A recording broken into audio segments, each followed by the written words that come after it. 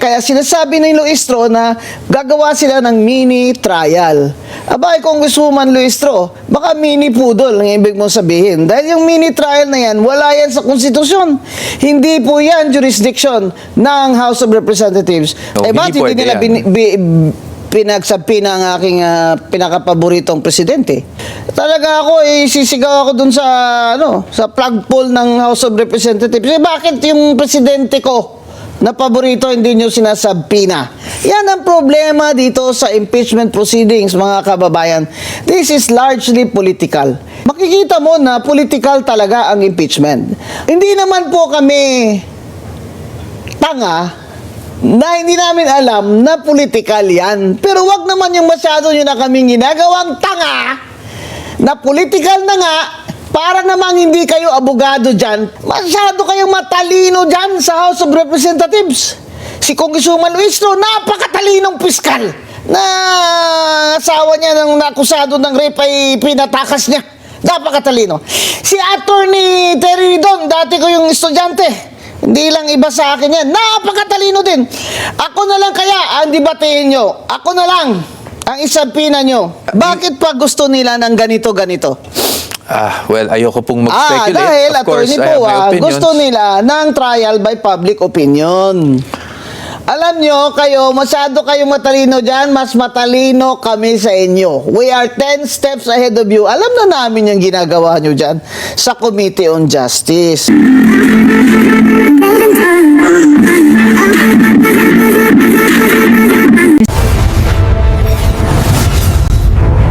Magandang araw po. Nandito tayo ulit sa Usapang Matino ng Net25. And today we have a very important guest who's very busy with these cases in the impeachment of VP Sara Duterte, but he's here with us. No other than Attorney Poa. Thank you for having me on your show. It's a pleasure to meet you finally in person. Thank you. It's very important na nandito sa atin si Attorney Poa kasi ngayon nga po nag-hearing na. Sinasabi kong hearing kasi parang hindi naman totoong hearing ito eh. Parang nakascript na ito eh. Pero tingnan natin, tanungin pa rin natin si Attorney Poa ng kanyang mga insights at kanyang opinion. Attorney, the Vice President filed a answer ad cautelam. Yes. Pero hindi siya nag-appear doon. Hindi po ba? Since impeachment is really largely a political process. Just tell the viewers, bakit nga po hindi na nag-appear si VP Sara Duterte? Unang-una, kailangan siguro nating maklaro sa ating mga kababayan na there is no requirement, contrary to statements that are being floated around, there is no requirement for a respondent to appear personally dito sa ginagawang pagdinig sa Committee on Justice. Pangalawa, we submitted a letter day before the committee hearings that was, if I believe, March 22, I think. At sinabi natin doon sa letter na yon, basically, na we are opposing, we have fundamental objections to what is being conducted right now, which they have termed to be a mini trial. Mini trial? Oo, and para maklaro din natin, ang basihan natin doon, ang sinasabi natin doon, ayon sa ating saligang batas, ang initiation ng impeachment proceedings exclusively with the House. Tama yan. Yes. Pero pagdating sa pag-try ng impeachment cases, that is exclusively with the Senate. Yes, diba? Section 36, Article 9, mga Yes. kababayan. The sole power to try impeachment cases is with the Senate. Whatever Yes. you call it, a mini trial, a mini poodle. They will be usurping the jurisdiction of the Supreme Court if they do that. But they're insisting on it. Why do you think they're insisting on it? Well, your best guess is as good as mine, no? Yeah. But sa atin kasi, of course, with due respect to our lawmakers naman, no? Ang sa atin lang, ano bang pananaw natin sa stage na ito? Diba? When it was referred to the committee, the purpose of the committee is to actually determine if there is probable cause. Hindi ba? To, nandiyan na yung sufficiency in form, sufficiency in substance, Okay. meron pang ang sufficiency in grounds, tapos determine na sila ng probable cause. Sa atin, dapat pag nagde-determine ng probable cause, your evaluation is limited to the complaints itself, plus the pieces of evidence that are attached. Correct. Di ba? So, when you go beyond yung mga attachments na nandoon, then to us, and then you ask witnesses to come, di ba? Clarificatory lang daw. Pero kung clarificatory, bakit naman pati yung mga pieces of evidence na hindi naka-attach, ngayon pinapasabina na. Kagaya ng SALN. Gusto Kagaya ni ng Terry SALN. Ridon ipakita isabpina ang SALN, which mga SALN. Congressman Rufus Rodriguez is objecting to. Yes, we heard the exchange actually, no. Again, with due respect to our lawmakers, position lang naman namin ang aming inilalahad. In fact, the Supreme Court was very clear. An impeachable offense is offense committed while the impeachable officer is in office, hindi ba? Yes. Now we're asking for SALNs from way back, I don't know, When she was named. 2007, 2010. Oo. So, hindi na kasi yan kasama sa usapin ng But impeachment. was that alleged? Is there an allegation there that refers to the SALN? Well, actually, there's an allegation of unexplained wealth. What did they say? What year? To be fair to them, meron dun, I think it's a third complaint, sinabi doon na from 2007 to 2017, if I'm not mistaken, lumaki daw yung assets. That's why ang una namin sinasabi, walang ultimate facts. Kasi you have the 2007 SALN, and then you look at the 2017 SALN, lumaki, biglang That's 18 years. Yes, that's 18 years, and biglang may unexplained wealth na. I think that's really a sweeping conclusion of law and fact without That's basis. why di ba? Rufus Rodriguez calls it a fishing expedition. Precisely, and that's why the Vice President also felt that for a third time she's being subjected to a fishing expedition, precisely because hindi naman unang-una, how did they make the allegation if they didn't have the SALNs pala in the first place? Now, the Supreme Court, in the first impeachment case, emphasized the due process process. requirement at every step of the impeachment process. Yes. Right? Itong ginagawa nila ngayon, I think one of your arguments is that they're violating the right to due process of the Vice President. Yes, from the get-go, dun pa lang sa aming answer ad cautelam, we already raised the issue of due process, specifically on what we perceive to have been the application of double standards between the impeachment complaints against the President and the impeachment complaints against the Vice President. Di ba? Kasi sabi natin doon, we are not questioning, and I need to clarify this, we are not questioning the standards because we admit that in terms of standards, that's within the wisdom of the House and this time the committee, no? But when you lay down a standard and then impose a different kind of standard on equally situated officials, then there is double standard. Yan ang sinasabi natin. And that is a violation of due process. Yes, and also there have been comments. Again, we respect the views, no? But at least we have to defend our side. There have been comments that she has 16 lawyers. She was given the opportunity to file her answer, so due process has been satisfied. I think that's an oversimplification. Yes, because as Congressman Paulo Marcoleta said, sinabi ni Kong Paulo na ang due process requirement, ang kailangan, bawat ground ay sinusuri. Kunyari, may ground sila ng bribery. Isusuriin ng committee. O sa ground ng bribery, meron bang sufficiency in substance? Sa ground ng graft and corruption, meron bang Hindi Dahil ang ginawa lang nila, binasa lang nila lahat yun. At sinabi nilang sufficient ito in substance. Oo, and also when you say, yun nga, recital of facts, no? Yun din yung ano namin wala namang ultimate facts For example, they said the Vice President committed plunder, no? Alam naman natin may elements ang krimen na plunder. You are a public officer, amount is 50 million and above, and then lastly, and this is the most important part, there is amassing, acquiring, diba? Appropriating ill-gotten wealth. For example, ngayon, dun sa allegation, sabi nila, may confidential funds. That's elephant in the room. Confidential funds, hindi ba? May confidential funds. Dinisburse ang confidential funds. Ngayon, paano natin nasabing napunta sa bulsa ng Vice Presidente yung ano? And I've said this before, kung ang confidential funds ay hindi na-liquidate ng tama, ang commission proper ay maghuhusga na ito ay i-refund. Pero dito sa case ni VP Sara Duterte, sinabi ng COA na may unqualified sila na report at ito ay na-liquidate na ng tama. Hindi ibig sabihin na kung hindi mo na-liquidate ang inyong confidential fund ay plunder na. Kasi sa plunder, kailangan may transaction ka. May transaction ka na ikaw ang may control. Yung problema, wala namang nagbibigay ng ganyang opinion sa ating mga congressman dahil wala naman iniisa sa kanila dyan dating COA commissioner. At hindi naman sila nagtatawag dahil hindi naman sila magtatawag ng experts. So ngayon, ang tinasabi nila, sila na lang ang magsusuri. Kaya sinasabi ni Luistro na gagawa sila ng mini trial. Abay, Congresswoman Luistro, baka mini pudol ang ibig mong sabihin. Dahil yung mini trial na yan, wala yan sa konstitusyon. Hindi po yan jurisdiction ng House of Representatives. Under Article 9, Section 3, Subparagraph 6, the power to try impeachment cases lies solely on the Senate. So now that the Vice President will not appear, Attorney Poa, they subpoenaed you. Yes, they issued the subpoena against me. I have not received the subpoena, but I've already stated that I'm willing to attend.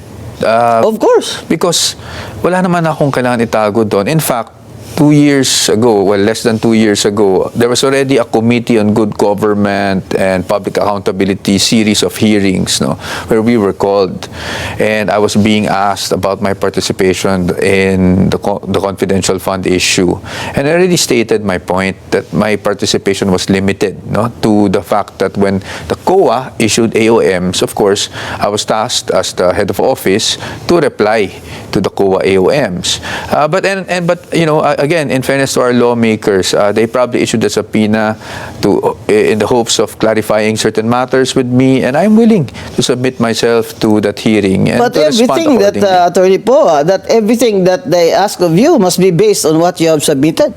Yes, based on what we submitted, the documents would actually show that I never signed any of the disbursement because I really was not part of the use, disbursement, liquidation of all these Correct. confidential funds. But as much as I can, based on my personal knowledge, I will answer directly their questions. Wala naman tayong Did they kailangan say itago. sa subpoena nila ang Vice Presidente? Wala silang sinabing ganun, and as we all know, Bakit hindi hindi pwede nila yan. pinagsabpina ang aking pinakapaboritong presidente? Talaga ako, sisigaw ako dun sa flagpole ng House of Representatives. Bakit yung presidente ko na paborito hindi nyo sinasabpina? Yan ang problema dito sa impeachment proceedings, mga kababayan. This is largely political. Makita na natin sa iba-ibang complaints even before when Chief Justice Davide was also, Attorney Poa, was Yes. also Subjected to impeachment. Yes, he was responded in the impeachment case. Makikita mo na political talaga ang impeachment. Hindi naman po kami tanga na hindi namin alam na political yan. Pero wag naman yung masyado nyo na kaming ginagawang tanga na political na nga para namang hindi kayo abogado dyan pag kayo ay naghihingi ng kung ano-ano. Kaya ako, masyado kayong... You have to forgive me, Attorney Poa, because I'm highly opinionated. Masyado kayong matalino dyan sa House of Representatives. Si Congresswoman Luistro, napakatalinong piskal na asawa niya ng nakusado ng rape ay pinatakas niya. Napakatalino. Si Attorney Terry Ridon, dati ko yung estudyante. Hindi lang iba sa akin yan. Napakatalino din. Ako na lang kaya ang debatehin nyo. Ako na lang ang isabpina nyo. Sasamahan ko si Attorney Poa. Dahil yung mga ginagawa nyo, hindi na yan tamang sa isip ng lahat ng principles of law na ating pinag-aralan. Ewan ko kung saan kayo nag-aral, baka magkaiba lang tayo ng binasa. Ngayon, the Supreme Court already said that due process must be respected every step of the way. And yet, Luistro, who seems to be the brightest in that committee, insists on making her own rules. For example, wala namang mini trial dyan. Nakita nyo na ba yan sa Francisco case against Davide? Nakita nyo ba yung mini trial sa kaso ni Mercedita Gutierrez?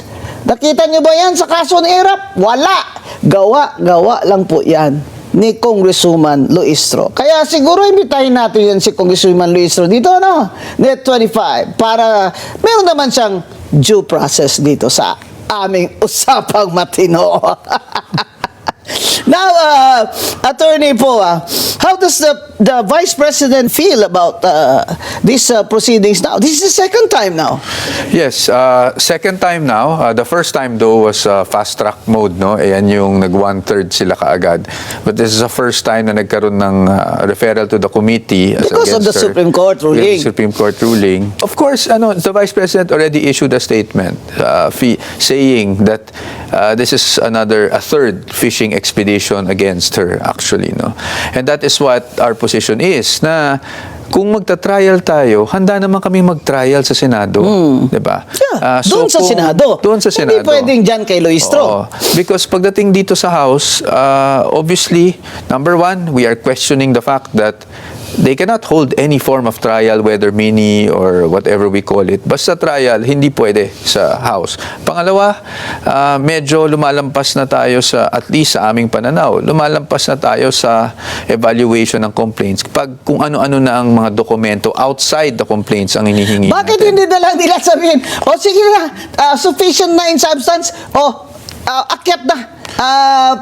We have now approved na ang impeachment, articles of impeachment, akyat na sa Senado para doon ang trial. Bakit pa gusto nila ng ganito-ganito?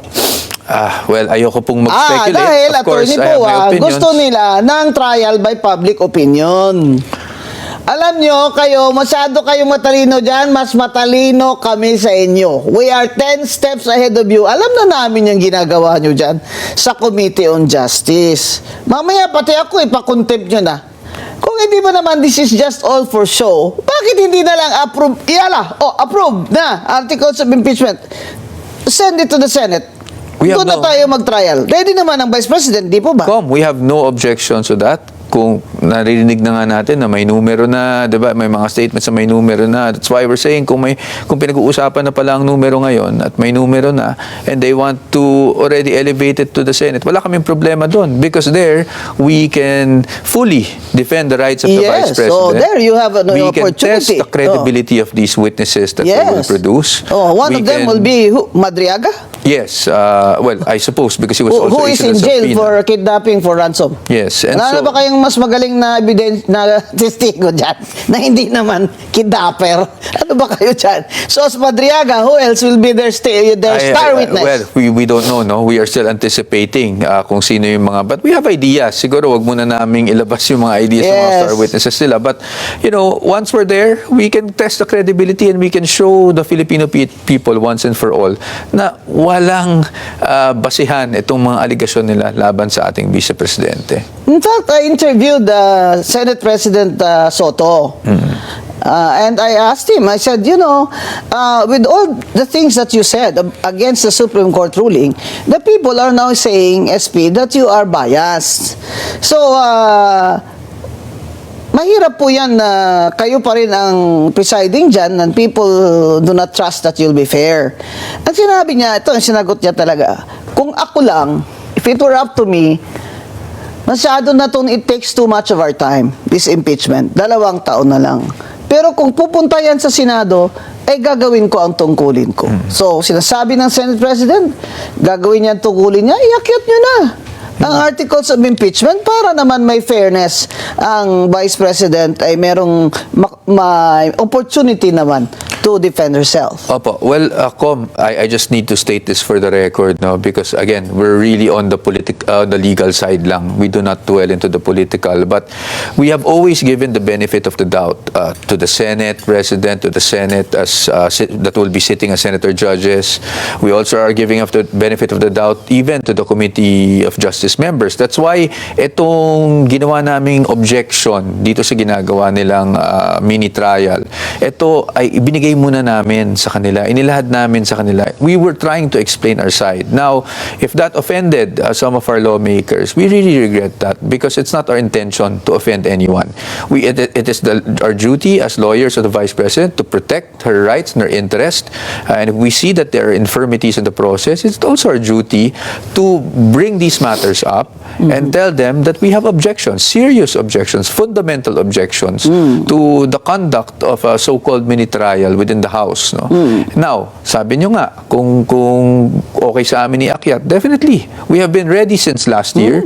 During the first round of impeachments, despite filing that petition with the Supreme Court, as we all know, it's always 50-50, diba? So, we were ready to go into a full-blown trial. Oh, So, but now in the Senate, hindi na sila advantage kasi they need 2/3 or 16 votes. They need 16 votes. JV Ejercito, Senator Ejercito told me that sinabi niya na he is not in favor of that. Daming problema, lalo na ngayon, may gera. So, yung 15 nila, sa majority, nabawasan na sila ng isa, so 14. Ang sinasabi naman ng iba dyan, paano po yan pag si Senator Bato ay hindi po boboto? Abay, kahit hindi siya bumoto, kailangan pa rin nila ng 16 votes. Yes, You that's see? correct. That's correct. Mga kababayan, bakit para ano pa ito? Para ano pa ito na ginagawa nila? Na alam naman nila doon pag-akyat, matatalo rin sila. Bakit? Dahil gusto nila masira ang reputasyon ni Vice President Sara Duterte. At ito lang po ang isa sa pinakamatinding argumento ko talaga against that impeachment process. You're wasting our money. Kayong mga congressman at congresswomen kayo na matatalino, you're wasting taxpayers' money and you're wasting the time of the Congress. May gira na. Kulang na tayo sa langis. Ang krudo, 140 pesos. Ano? Ang jeepney driver, 200 pesos na lang ang neto. Take home, dati tigwa 1,000. Ayaw na magsakay yung mga joyride. Dati 60, ngayon 66 na. May gera na, may digmaan na. Kayo, impeachment pa rin kayo. Wala kayong mga, compassion sa mga Pilipino. Ito pa, ano ba itong balita ko na magpapadala ng Japan ng 1,000 troops dito sa Pilipinas? Siyempre, meron tayong EDCA Ayan, President BBM. Sige, sagutin mo yan. At ano itong narinig ko na ang China ay nagpapadala na ngayon ng troops near Taiwan. Now, ayan, Tariela, sagutin mo rin yan dahil ako, gusto ko, mauna ka doon, Tariela, magpakahiro ka. Mga kababayan, eto na, digmaan, inflation, napakataas, hoarding, ultimo, bigas, wala kang mabiling bigas dun sa mga, of course, mga high-end na, na grocery, Ang mga tao, nag-hoarding ang mayayaman, ang walang pera, paano? Saan mo iaayuda yan? Ito ang sinasabi ko, impeachment kayo ng impeachment. Ang sagot nyo lang sa digmaan at fuel crisis natin ay ayuda kayo ng ayuda. Uwak-bawi ka naman, BBM Uwak-bawi ka. Sabi mo isa-subsidize mo yung mga jeepney driver, binawi mo Ngayon, pimirma ka na lang ng suspension ng excise tax, no? Excise tax, 10 pesos yun sa gasoline. Babawasan mo ng 10 pesos ang price ng gasolina namin. Ganon din yun. 90 minus 10, 80. Ganon din yun. Ngayon, ang plano mo, BBM, maliban sa ang majority leader dyan sa House of Representatives ay anak mo na si Congressman Sandro Marcos na siyang nagkukumpas dito sa impeachment. Hindi pwede ba yun? At yung si Secretary Garin ay mawindang-windang na kakahanap ng solusyon. Tapos ang majority leader na anak ni BBM ay nagkukumpas na ituloy itong impeachment. Bakit? Wala na ba kayong ibang magawa dyan? Kaya, mga kababayan, ito po ang relasyon ng politika sa ating ekonomiya. Nadagdagan lang po talaga tayo ng problema ngayon na hindi masolve ni BBM dahil ito'y digmaan na ang disaster sa atin ay tayo lang ang bansa sa buong mundo na nag-declare ang ating presidente ng energy emergency crisis. Kaya ngayon, tayo na naman ang talk of the world dahil dito sa ginawa nilang walang paghahanda. Ngayon, si attorney po, tanungin natin ng kanilang paghahanda sa trial. Kumusta naman po ang paghahanda niyo, attorney? para sa trial sa Senate. I can say handang-handa na po tayo dahil last year pa nga we were already preparing. Alam naman natin kahit na nung nanalo tayo sa Supreme Court ay magkakaroon ng pangalawang round. In fact, even if malampasan natin to, hindi malayong magkaroon ng third round dahil talaga namang may mga sektor na gusto talagang ma-impeach ang ating Vice Presidente. So, I could say handang-handa na po tayo. We are ready to show our evidence. We are ready to show our witnesses sa tamang forum. Yun lang ang hinihiling namin, sa tamang forum, which is at the Senate level. At doon, we are confident na mapapakita talaga natin na walang katotohanan yung mga paratang laban sa ating Vice Presidente, na kasinungalingan yung mga witnesses at walang kredibilidad ng mga witnesses na inalalabas sila laban sa ating Vice Presidente. And hopefully at the end of the day, no, hindi lang ang senator judges, pero ang taong bayan mismo ang makita kung ano ba talaga ang agenda behind all these impeachment complaints against the Vice Are you President. thinking of going to the Supreme Court because of this mini trial, mini poodle in the House of Reps? Alam mo, hindi ako magsisinungaling. I won't deny that. That is definitely on the table. Yes. That is a possibility. If I were you, I would do the same. Diba? Nandyan yan. Kung sa atin naman, we had to at least give the Committee on Justice the respect, no, of telling them ourselves kung ano ang problema natin dito sa nangyayari sa mga proceedings, to at least state on the record our objections. Now, kung hindi tayo pakikinggan, of course, that remedy is always there. And the lawyers, us as a team, we are exploring all remedies possible, and the Supreme Court is always a possibility. It's always one of the options. Ang kaibahan, mga kababayan, sa impeachment case ni VP Sara ay siya ngayon ang nangunguna. She is the front runner. She is the woman to beat in the next elections. Yung mga kay Chief Justice Davide, kay ERAP, sa kay Ombudsman Merceditas Gutierrez, hindi sila kandidato sa 2028. Ito ang kaibahan ni Vice President Sara Duterte dahil hindi nila matatalo si Vice President Sara Duterte sa 2028 kung hindi nila ipa-disqualify. Kaya ito po ang ating tandaan na ang mga nangyayari po sa ating bansa ngayon is too much na politika. Ang nagdi-demand ngayon ng mga tao ay isolve nyo ngayon itong aming kahirapan. Isolve nyo ito, inflation na ito. Hindi namin kailangan yung yung mga show nyo dyan sa House of Representatives. Yung pasikat nyo dyan, hindi namin kailangan yan. Isolve nyo ang gutom ng Pilipino dahil more than 50% of Filipinos, or that means maybe 60 million Filipinos, are already hungry. Kaya yung impeachment process na ito ay talaga pong political ito. Ang distinction nito at pagkakaiba sa ibang impeachment doon ay dahil ang inaakusahan nila ay si Vice President Sara Duterte na siyang front runner or the woman to beat in 2028. Kaya problema ni BBM dapat sulbahin niya. Hindi yung ibibigay niya yung baton sa anak niya as majority leader para ikumpas ang impeachment. Yun ba ang solusyon niya sa 2028? Mga kababayan, dito po, sa usapang matino, ay yung totoo lang ha. Ang usapan dito, wala akong sasabihin nyo si Attorney Guanzon, bias kasi, ay lahat naman po na sinabi ko sa inyo ngayon ay may basihan. Kaya inimbita natin si Attorney Poa dito para alam natin ang legal na aspeto sa depensa ni Vice President Sara Duterte. At maraming salamat, Attorney Poa, for gracing us today. Maraming salamat po.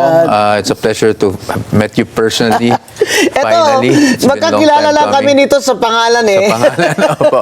But thank you for having me on your show. Salamat. Maraming salamat po. Maraming salamat po. Attorney Rowena Guanzon po, ang inyong lingkod.